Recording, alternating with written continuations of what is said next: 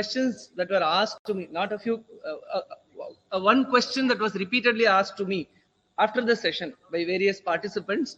I will respond to that, and a few points which came to my mind that I should have clarified, auto-clarified in the pre-session itself.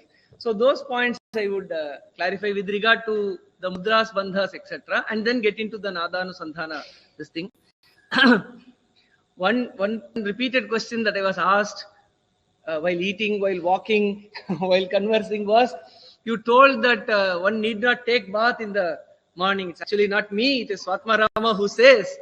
The spirit behind that is waking up too early in the morning and taking bath in too cold a water may not be conducive. See, all the preparations should be conducive to the practice of the hatha. So that there should be a gauna mukhya bhava. What is important and what is secondary. So what is the preparation and what is the purpose? So if that's why niyama graha in Hatha Yoga Pradip can first too much of attachment to certain niyamas. So that should be avoided. We feel kind of a religious fervor is there.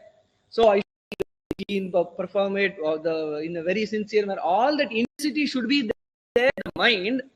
But when we try to explore body, etc., then it becomes too much of a difficult, too much upavasa, and then all these observances may be a hurdle in the path of Hatha Yoga, where in Hatha Yoga, asana practice is important, pranayama is important, the practices of mudra are important. Anything which is conducive to that, all those niyamas are to be adopted and integrated into our schedule. Anything that goes against this may not be required. So this is the spirit of probably what Swatmarama said, that don't, especially for a beginner, it is better to avoid a early morning cold water, because kapha will not be vitiated by that. A warm water bath would be fair the body to make it supple, flexible, so that would be fine, but not a cold water bath. That's the spirit behind the message that Swatmarama informed, or that is in the Pradipika. That's one point. Then a few points, other points which came to my mind, which I need to clarify with regard to the mudras. So in the mudras, yesterday we saw among the 10 mudras, 5 are prescribed by Acharya, like Krishnamacharya, and 5 we need not care about in the current scenario. Now there I want to make refinement in what I said yesterday, an amendment rather, or a new perspective, kind of a different perspective that I want to present in that regard is what Arya Krishnamacharya and Acharya say about accepting only 5 and setting aside reverentially the other 5. The spirit behind this, it was to the sadhakas. For a sadhaka who wants to slowly progress in a systematic without harming himself or creating trouble for people around, one should not indulge in practices like Vajroli, Amarohajoli, and Khechari, etc. can be avoided aside. It's a mild and systematic progress. So for it was for sadhakas, the viveka is needed in accepting what, and for a shodhaka, we have to make this distinction, sadhaka and shodhaka. For a person who is in the path of research, I being essentially a researcher, I have that inherited that kind of spirit. So that came to me, and I said that it came to me that I should clarify this point. For a researcher, nothing is a no-go zone. A researcher has to explore, experiment, and understand everything. But the only difficulty is, for other sciences, it is experimenting on things outside you. Especially in yogic sciences, it is trying out, experimenting on yourself. So from that perspective, from a researcher's perspective, it is worth knowing that what these practices mean, and especially in the current scenario where we find cells being established in IITs, and AICTE is also taking special interest in establishing Indian knowledge system chairs across various institutions. If we say that certain areas are no-go, this is only to be practiced. So then what happens is yoga again a taboo-ridden system? That question will come. But this viveka as to whether we are a sadhakas or a shodhakas. So if that viveka is there, for a sadhaka, all those, we go by what the acharyas say, and it is good, beneficial, and wonderful to be in a steady progress. For a shodhaka, be it at the textual realm or at the practical realm, so to explore these Indian knowledge systems without any kind of inhibitions, with an open mind. So that I would wanted to place that as a researcher, as an explorer, a person who is trying to understand it empirically and in its manifest form, one can try it out with all the caution, all the care that is needed, without harming oneself, with all the precautions. One can try out, explore, and understand. See, all these methods like Vajroli, Amaroli, Sahajoli, and Khechari, they experimented upon themselves, and they have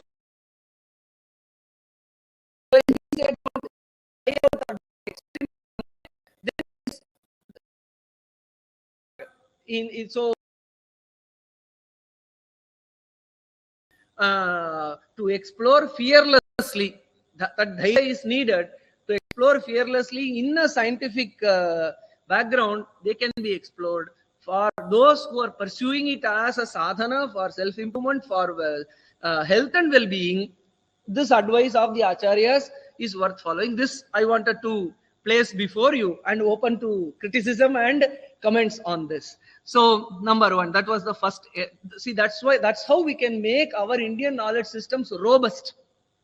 Or we say that no, don't do this, don't do that, the robustness will be lost. See, the acceptability, universal acceptability will come when we are ready to place everything for examination and evaluation. So in that sense, for a researcher, sadhaka and yoga practice.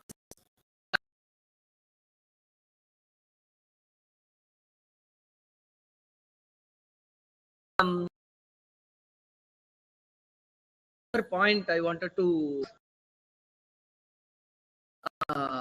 kind of gap between the textual and the practice of the bandhas, especially the Udyana bandha. In Udyana bandha, many might have tried. Udyana bandha happens only after exhalation. So Udyana bandha is exhaled completely, and then one draws back the abdomen and pulls it up. So that is the way it is practiced everywhere. But you look into the text, what it will say: Purakante tu kartavyaha bandho jalandhara vidhaha kumbhakante rechakadau kartavyaha tu uddiyanakaha. That is, after Puraka, one has to lock one's chin and do Jalandhara bandha. And when to do this Udyana bandha, according to Hatha Yoga Pradipika, Kumbhaka ante rechakadau. That is, when your Kumbhaka is about to exhale. Not exhale, the sankalpa exhale has, but you exhaled at that point of time, Udyana bandha has to be. So the text and the practice are at loggerheads in this point. So the text, especially this Hatha Yoga Pradipika, it's decategorical that Udyana bandha happens in inhale, hold only. Whereas practice, and in one of the sessions, I spoke about this elsewhere in another conference, the person right away stood up, and then, of course, it is inhale, hold bandha is not practiced. But text says Then how do we reconcile these two? The Uddiyana Bandha done on inhale hold or exhale hold. Then we have to see the purpose of Hatha Yoga. What is the purpose of Hatha Yoga? Again the same Pallavi, making the prana flow into Sushumna. And especially these three bandhas have a very important role in making the prana flow into Sushumna. So if the breath is within, the prana is within, especially in the form of breath, and then we do Uddiyana Bandha, only then we can see that it's logical also. We lock above, with Mula Bandha we lock the below, and then we try to into the Sushumna. With that purpose, that is stated in inhale, hold. I hope you are with me on this. Yes. But in we see it is done on exhale hold. Only when the entire system is, then the bandha happens really well. We feel it that way. Then what is the solution? So Hatha Yoga, close scrutiny of Hatha Yoga Pradipika itself will view. So Swatmarama himself has not classified Uddiyana Bandha in two ways, but there is an indication. Uddyanam to Sahajam Proktam Guru Mukhena. So there is a verse, 3rd chapter 58th verse. There is Sahaja Uddiyana Bandha. Means what is Sahaja Uddiyana Bandha? For everyone, if we just pause and observe our breathing, naturally as we exhale, the abdomen goes in. So that is Sahaja Uddiyana Bandha. So Sahaja Uddiyana Bandha happens on exhalation. So on exhalation, naturally the abdomen is drawn in. Sahaja Uddiyana. So what is taught and propagated as Uddiyana Bandha is Sahaja Uddiyana Bandha. So we have to classify, we have to label. So neither the text is wrong nor the practice is wrong. It's only that there are two classifications. There is one Sahaja Uddiyana Bandha which happens on exhalation, and there is the yogic Uddiyana Bandha which has to be on inhale and which is not prescribed for one and all. Only those who are keen on making the prana flow into Sushumna, they need to do it. For others, for those who do it mere for, that is just to maintain good health, robust health in the body, mind level, Sahaja itself will suffice. So this is the reconciliation I reflected upon and try to arrive at a question, because in various conferences and workshops, when I present this idea, there is this conflict always. So I thought, based on my place my suggestion here, and I am open to receive suggestions, inputs and corrections. So this is the second point. Third point with regard to the this thing is, in the last class I mentioned that I will give the definition Puraka, Rechaka and Kumbhaka, which yesterday I could not locate on the diet. So then later I could locate it. The second chapter verse to that in the commentary, Puraka is defined, Rechaka is defined, and Kumbhaka is defined. And translating again, Puraka, Rechaka, Kumbhaka as inhalation, exhalation and hold may not be sufficient. Retaining it as Puraka, retaining it as Rechaka, and retaining it as Kumbhaka will only convey the right sense. It may indicate, inhale, hold, exhale may be indicative, but they are not accurate translations. Why I say this? Jyotsna commentator Brahmananda says, what's Puraka? Bahya Vayoho Prayatnapadanam Puraka. So what is Puraka? Puraka is not just inhaling. Now, even now, as you are listening, as I am speaking, I am inhaling and exhaling. But this is not Puraka. What is Puraka? Mindfully, with effort, inhalation. That is what is Puraka. So then, what do we call the natural drawing in, involuntary drawing in of breath? Then we can call it as Uchvasa. Uchvasa. And the expelled breath that happens naturally is Nishvasa. You can call it as Uchvasa and Nishvasa. If you want to call it as Puraka and Rechaka, it may be insufficient. So mindfully, with effort, drawing the breath inside through the nostril or through the mouth. Whatever in Shitali Shitkari, we draw it through the mouth. In other techniques, we draw through nostrils. So Bahya Vayo Prayatnat Upadurakaha. So and then what is Rechakaha? Kumbhitasya Vayoho Prayashad Vamanam Rechakaha. So again, Rekaha is not mere exhalation. It is exhalation of that breath which was held, which was processed as in the process of Kumbha. So expelling of the breath which was processed with the practice of Kumbhaka, that only is called as Rechaka. Am I clear? Yes. So, and then what is Kumbhaka? Is it merely holding the breath within? Kumbhaka again is also described as Jalandhara Bandhadi Puvakam Prana Nirodhaha Kumbhakaha. Kumbhaka as such, as per definition, is not merely holding the breath within. Holding the breath along with the Jalandhara, Mula and Udyana Bandhas is Kumbhaka. So as per definition, this is what Puraka is, this is what Rechaka is, and this is what is. And hence it is worthy to retain it as such in Sanskrita. These are not translatable terms. If translated, it will dilute and distract us from the right processes, because the process of pranayama which is to be performed, prayatna purvakam uchvasaha, kumbhaka anantaram nishvasaha, and bandha purvakam kumbhaka. All these subtleties will be missed out. All these technicalities in breathing missed out will be translated. This is the third point that I wanted to convey.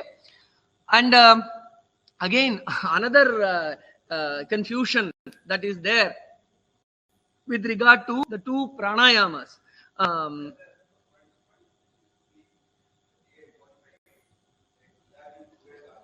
Sir, I will take up, sir. I will certainly listen to your views, sir. In the last 15 minutes, I will take up your views. Certainly, sir. Point is, there is again a lot of divergent views on Kapati and Bhastrika. So you might already have experience. So there are various interpretations as to how Kapalabhati and Bhastrika are presented. And I also see that the hold element or the Kumbhaka element in Bhastrika is missed out on many occasions.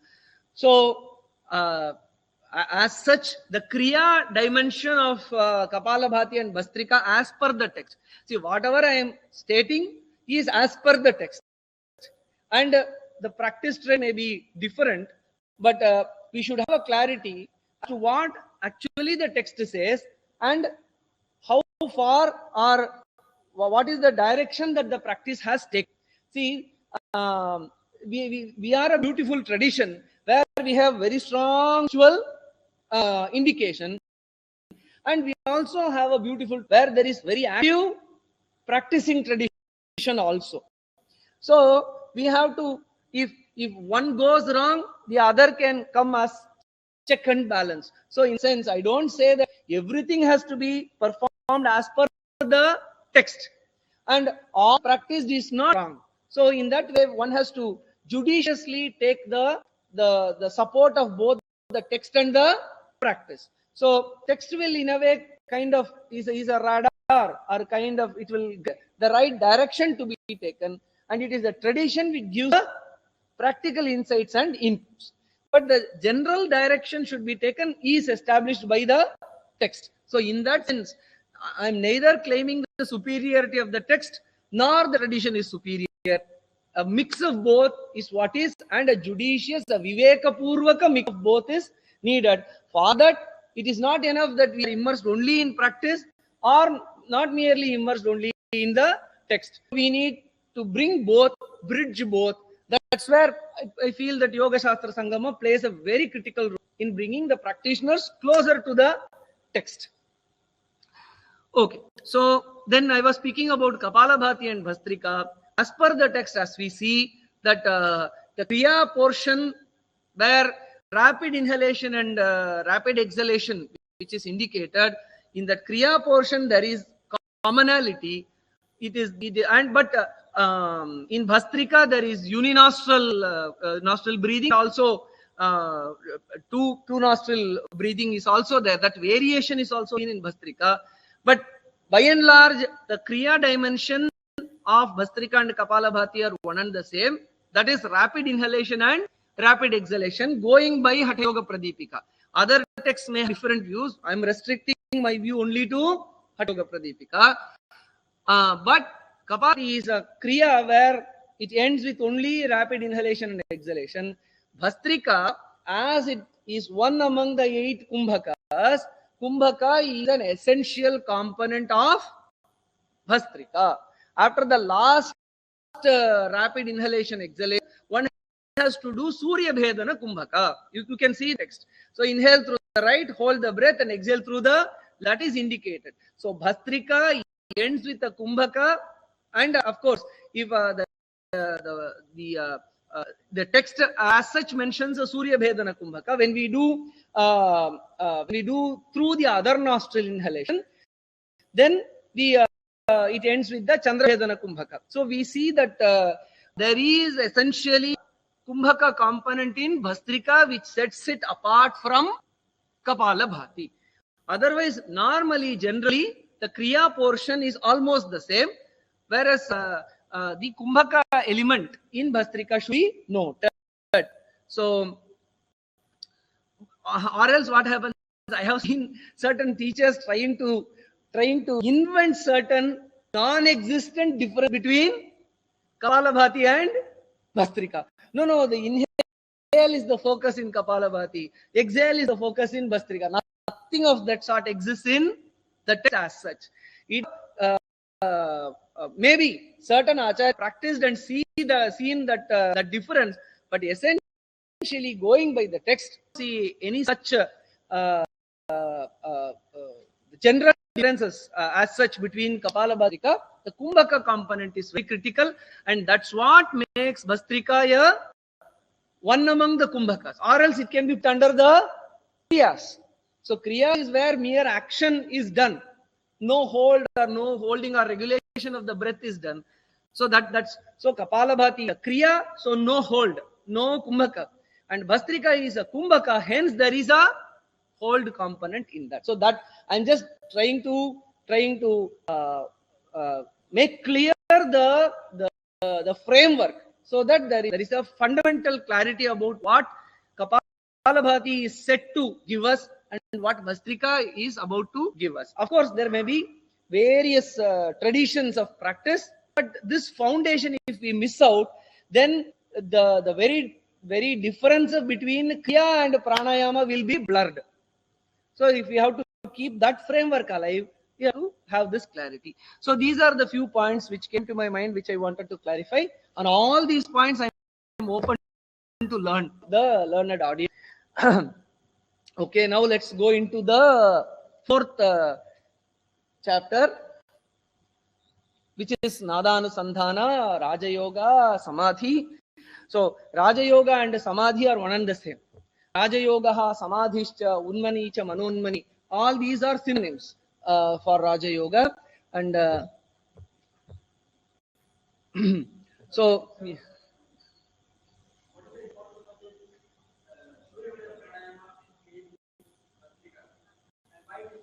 we will take up, sir, finally questions later in the end.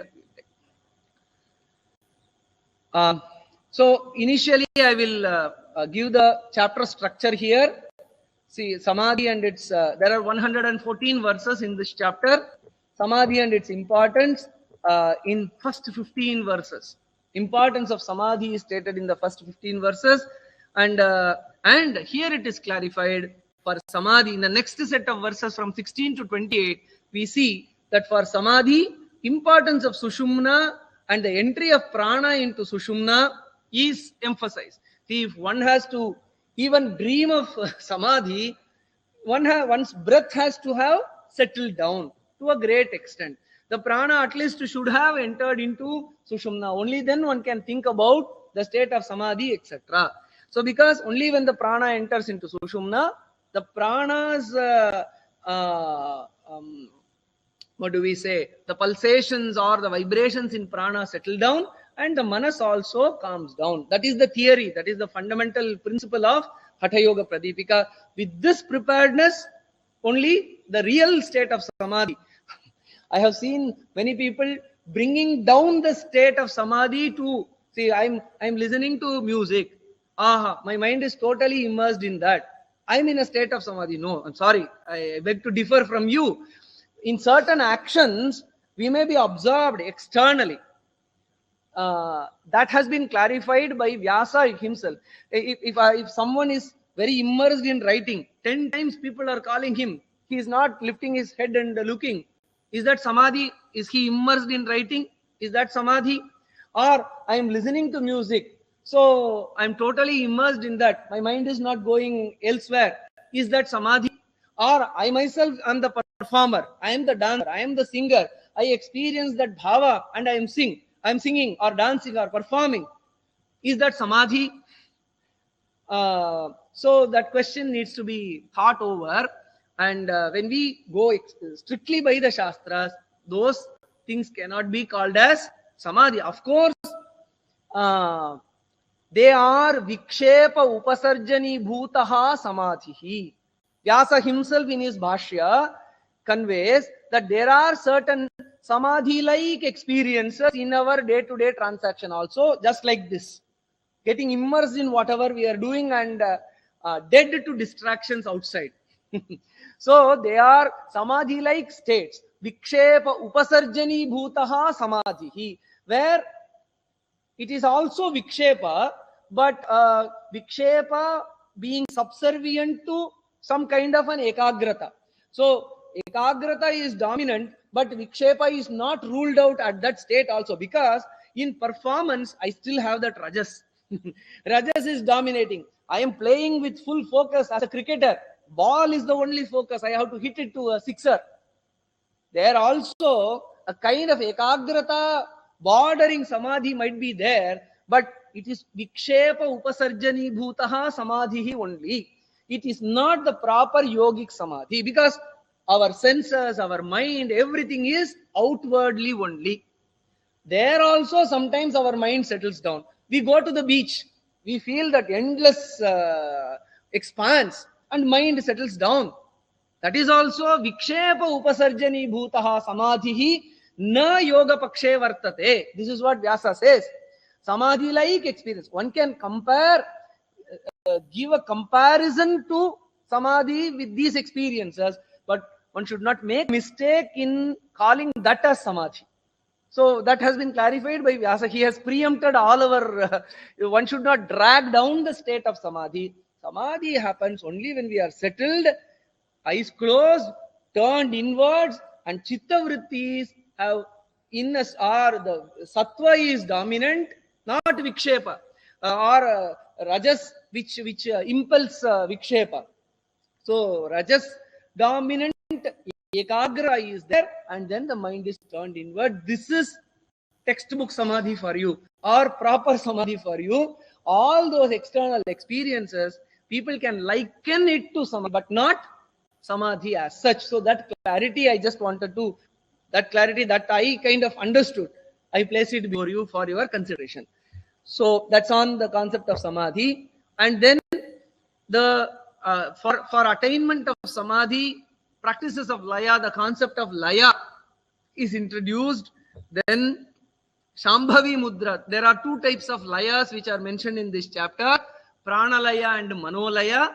Accessing manas through prana, accessing prana through manas, allowing both of them to settle down. So Shambhavi Mudra is discussed there in verses 35 to 42, which is called as a Pranalaya method, classified by the commentator as a Pranalaya method.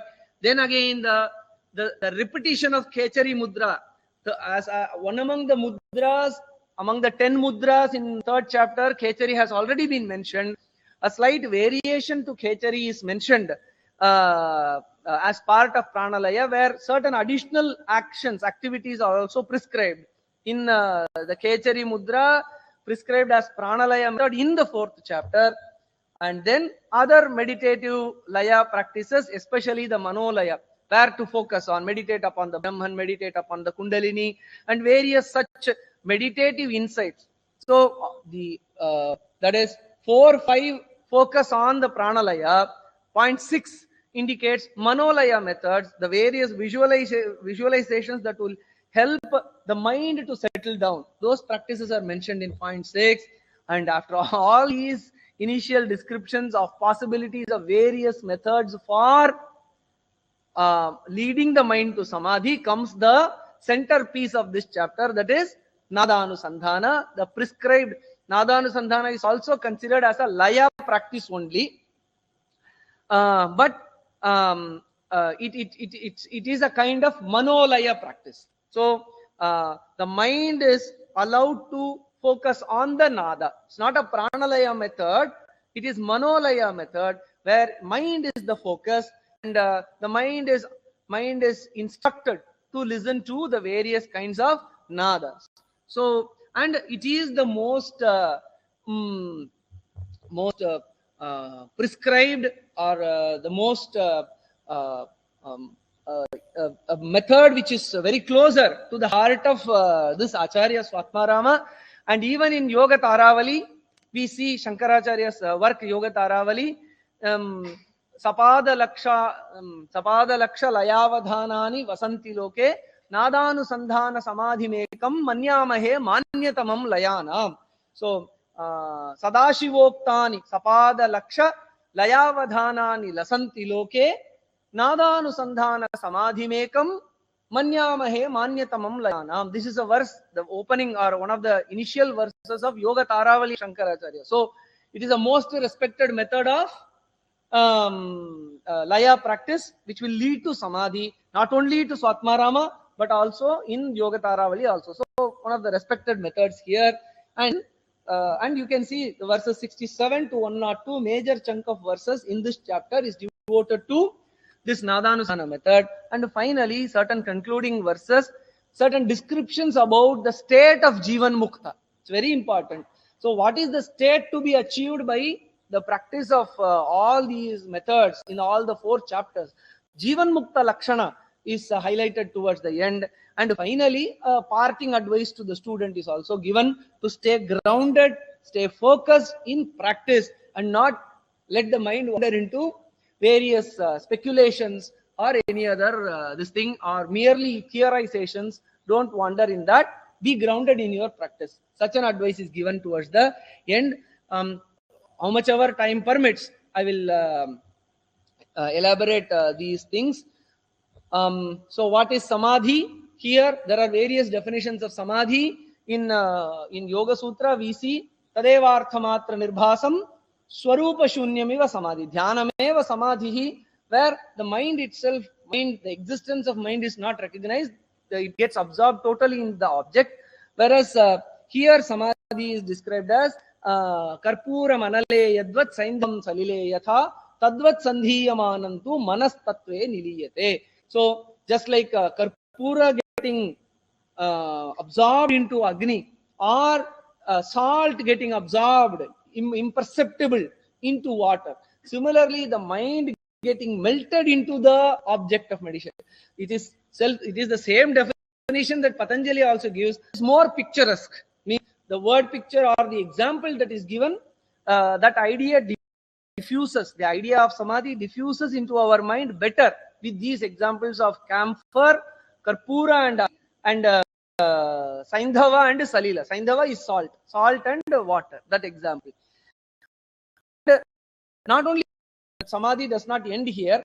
In Patanjali we see by in Samajnata state, the mind is with the object of meditation.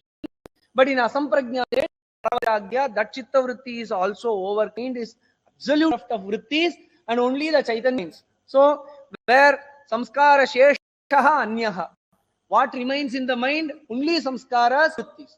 So that is the state of Asamprajnata Samadhi. Only the Chaitanya shines forth in Asamprajnata state. Whereas the next step towards in Hatha Yoga Pradipika varies here, when the commentator says gradually oneness of Jivatma with the Paramatma.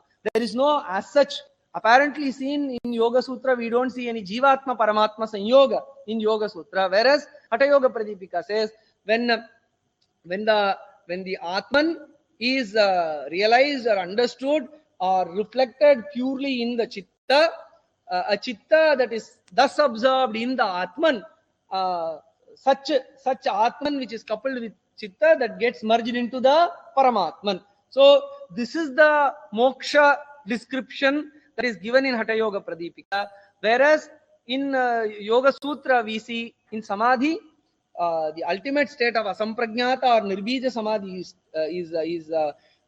attained. Then the mind is absolutely bereft of vritti. Only the samskaras which are in the state of burnt seeds, dagdha bija, they stay. And when the state of asampragnata, the duration of asampragnata samadhi increases, what happens finally at a stage? The chitta with all its samskaras and the sukshma kleshas etc., which are in the state of dagdha bija avastha, they attain pratiprasava. They come back into their cause, and then the pusha remains, the consciousness alone remains, and that is kaivalya. This is the process of moksha, or the procedure of moksha that we see in Yoga Sutra, whereas we see here in Hatha Yoga Pradipika that chitta which gets dissolved into the Atman by the practice of Nadaanusandhana, the chitta gets dissolved into the Atman, and that Atman, that Jivatman, gets merged with the Paramatman. So that is the difference of moksha of Hatha Yoga Pradipika and Patanjali Yoga Sutra. So that's why though there are many points to be observed from each other for Patanjali Yoga and Hatha Yoga, the ultimate conception of moksha is different for Patanjali Yoga and Hatha Yoga Pradipika. That's what the Jivatma Paramatma Sanyoga is the definition here, whereas it is Purusha remaining Kevala in Yoga Sutra. Okay. So this final clarity is required, because if only the destination is clear, we can progress. We will be in an undistracted way progress in the path. So how that samadhi is attained? When the breath dwindles, when the mind merges into the consciousness, this happens, and then guidance from Guru is vital. And then the entire 3 chapters are summarized initially through asanas, pranayamas, mudras. Kundalini is awakened, the obstruction is removed, prana flows into Sushumna, and then the mind is now ready for samadhi. So this is a categorical description in verse 8 and 9, where we see that prana entering into Sushumna is just a preparation. Making prana enter into Sushumna is not the ultimate thing. It's a preparation where the mind is allowed to settle down and prepare it for samadhi. And only when prana enters into Sushumna, this anahata nada will manifest, about which later Nadaanusandhana is described. So anahata nada is not heard from any other place in the body. Anahata nada, as per the text, is heard only from the Sushumna Nadi. So Anahata Nada emerges from the Sushumna Nadi. If that has to emerge, prana has to be there to activate that Anahata Nada. So all other sounds which are heard within, if someone experiences that, then please check once again. It may be a different Nada. So hence the textual study will in a way give us the orientation and the right perspective about when actually the nada within will manifest.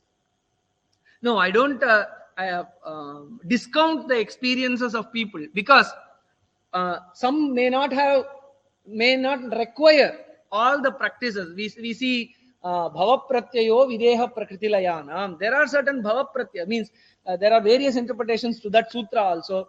There are certain janma siddhas, by their birth itself, without much of a practice requirement.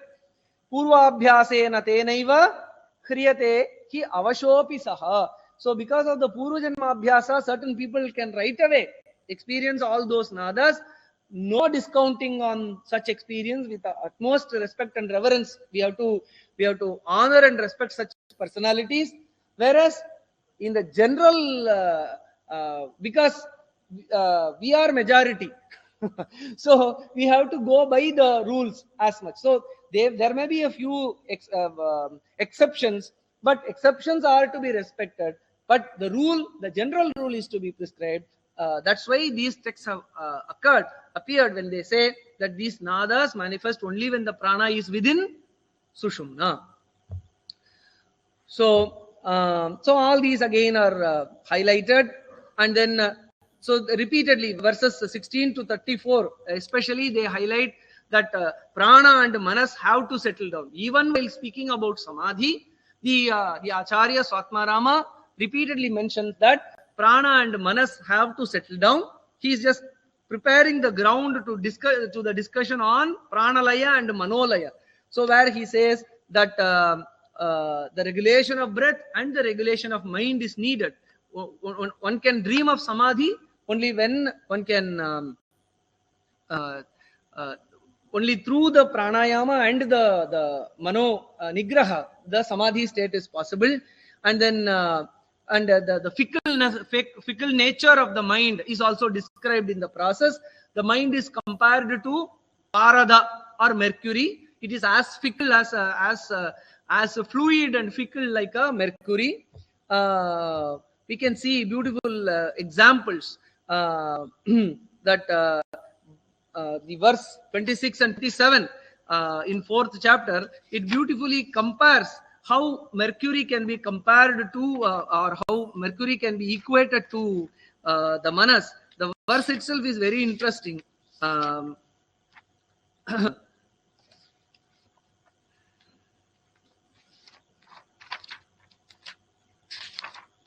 just read out the verse for you.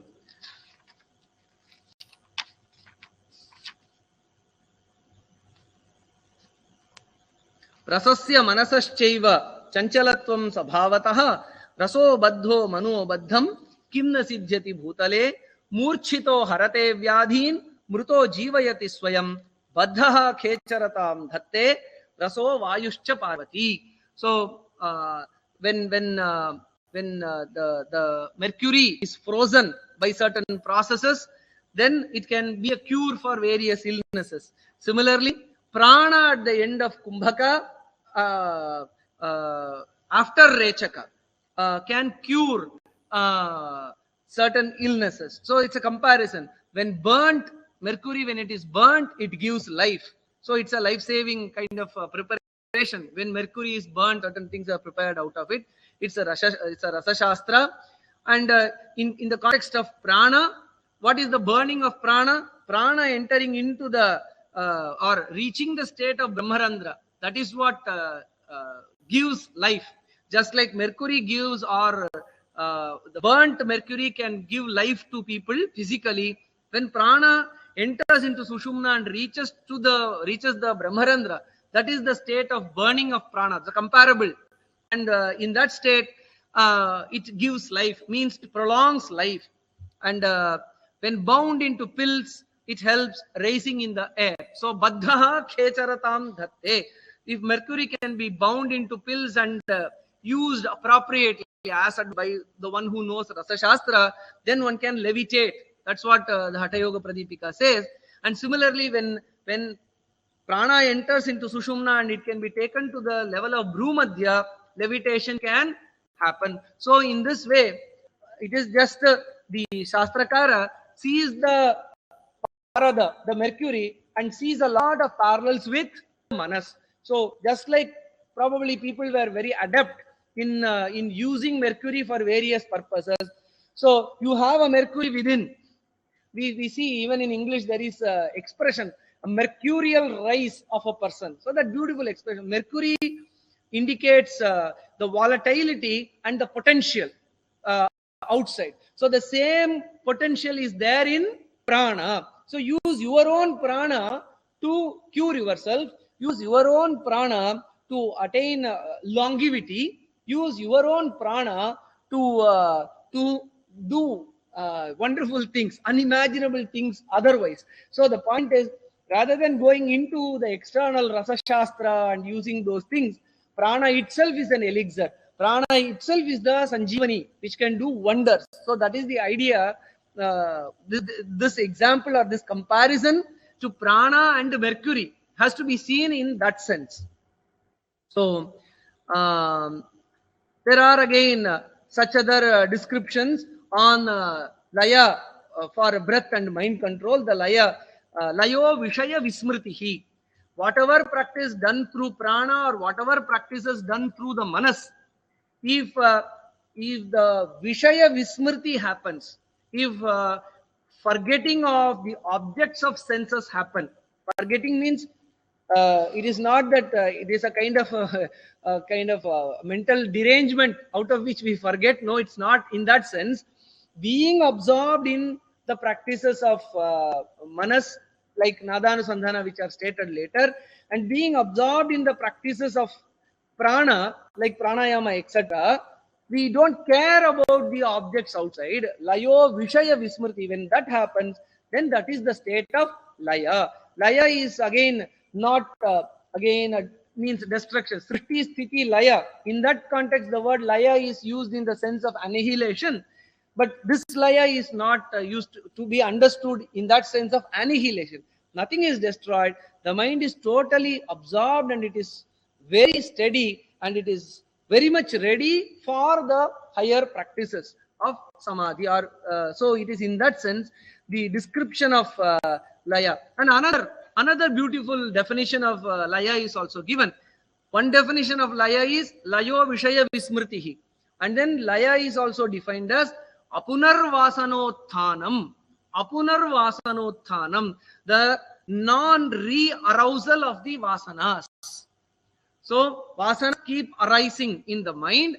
It is a, as Vyasa Acharya in his commentary to Yoga Sutra says, that vritti samskara chakram anisham avartate. This cycle of vritti and samskaras, the activity of the mind, then the activity of the mind is caused by the subliminal impressions, the vasanas or samskaras, and then so the samskaras impel the chitta vrittis, and chitta vrittis, they again kindle some other samskara. So in this way, it is a vritti samskara chakram. So the practice of laya, whether through the manolaya practices or pranalaya practices, it breaks this vicious cycle of vritti samskara chakra. So apunar vasanothanat. So apunar vasanothanam layaha, and layaha vishaya vismriti. So in this chapter we can see initially samadhi is described, and then the need to regulate the mind, and that too through prana, and also through the various mental absorption practices, that is emphasized.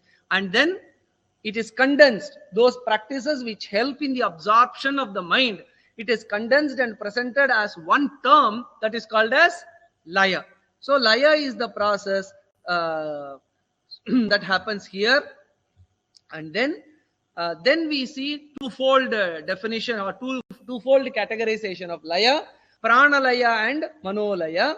So in pranalaya, especially the Shambhavi mudra and Khechari mudra are given, and then under manolaya, visualizations and meditation on Kundalini, the Brahman are advised in a very detailed manner. So I am giving you a pill or kind of a condensed capsule on what the entire description before Nadhanusandhana happens. Before Nadhanusandhana, all these are described: the Shambhavi mudra, Khechari mudra, meditation on Kundalini, and meditation of Brahman happens, whereas Shambhavi, Khechari fall under the category of Pranalaya, and Manolaya is the meditation on Kundalini and Brahman. I will skip these process of Shambhavi mudra and Khechari mudra. Maybe it is for another elaborate session. Of course, no shying away from any portion. We are happy to discuss any aspects of Hatha Yoga Pradipika, but we have to look into the Kala, time aspect also. So this Shambhavi is very popularly known, practiced elsewhere, and it's in that context it becomes very much important. We know what exactly the text means. So antarlaksham bahir drishtihi. So the lakshya is within and the drishti is outside. That is the basis That is the condensed teaching of Shambhavi. The Lakshya is within, the Drishti is outside. So in that way, focus is fixed between the Lakshya and the Drishti. That is the essence of Shambhavi Mudra. I would like to elaborate in another occasion on Shambhavi Mudra. Again, a lot of importance is given to Shambhavi Mudra. Again, Khechari Mudra is discussed for a second time. Previously, in the third chapter, Khechari was where the tongue is released by the practices and it accesses the Chandra above. So, that is only one part of Khechari which is mentioned in the third chapter. This second mention of Khechari says the lower portion of the Sushumna starting from Mooladhara has to be filled with prana. The upper portion has to be filled with the Chandra Amrita accessed by the Jihva. So when there is junction of prana from below and the Amrita from above, then the mind gets to a very high elevated state and get off samadhi, and this is pranalaya for you. So this is the way Khechari of third chapter and Khechari of the fourth chapter. So it was unidirectional mention in the third chapter. It is bidimensional in the fourth chapter. That is the textual difference that we can see about Khechari. Only this much of one important point is the term Yoga Nidra occurs only in this context of Khechari. Only when the prana enters into Sushumna from below and the Amrita enters into the Sushumna from above, only that is the state of Yoga Nidra achieved through the practice of Khechari. It is in this context we find the usage of the term Yoga Nidra. And of course, there are popular practices of Yoga Nidra, but this is the textual context in which the term Yoga Nidra is used. This is for your reference and further study. And then, of course, this is about all prana. So all these practices of Khechari, Shambhavi, etc., there is a role of prana to be played there. Prana has a role to play in that. In the next state, it is Manolaya practices, whereas one has to meditate on Kundalini, the Kundalini Shakti. There is a description about how one should meditate on Kundalini. One should focus, visualize Kundalini. That is the Manolaya description. And then the second Manolaya description is a visualization on the Brahman itself, where beautiful verses are there, which will, just on listening to the verses themselves, it will be very antashunyaha, bahishunyaha, shunya kumbha ivambare, antahpurnaha, bahipurnaha, purna kumbha, sorry, iva arnave, yes. Antashunyaha, bahishunyaha, empty within and empty without, just like an empty pot in the space. There is nothing, no other distractions, no other chittavrittis. You are one with the Brahman. So that is one kind of visualization for Brahman. So these come under the Manolaya description. This is how we can visualize Antah Purnaha, Bahit Purnaha, Purna Kumbha Iva Arnave. Arnava, when we immerse a pot into a ocean, what happens? There is water everywhere outside and water within also. Similarly, if one wants to empty out, so one can meditate that nothing else remains with me, which limits me to this system. I am the all-pervasive Akasha. In that sense, one can meditate that emptiness which we can connect. We can empty out all impurities, all distractions, disturbances, and become one with the Brahman by taking the path of emptiness, Shunya. And we can also take the path of Purna. That is, I am within also. All the outside is also filled with Brahman. Within also I am filled with Brahman, just like a Kumbha in a Arnava. These are the two kinds of visualization. Whoever reacts in whichever manner. Some people want to empty out, some people want to fill.